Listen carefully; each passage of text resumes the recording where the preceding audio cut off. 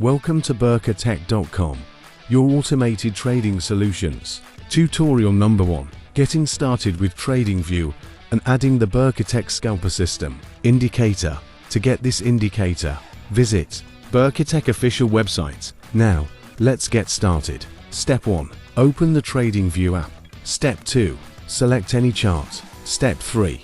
Press the full screen chart button. Step 4. Tap the Analysis Hub. The 3 dots menu. Step 5. Press Indicators. Step 6. Go to the Invite Only section. Step 7.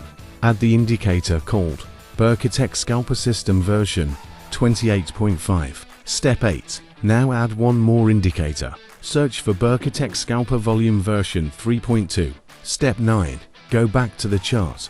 Tap the indicator name and open Settings. Step 10. Disable the Legend option. Then scroll down. Step 11. Find Dashboard Position and select bottom left. Step 12. For dashboard size, choose tiny or small, depending on your preference. Step 13.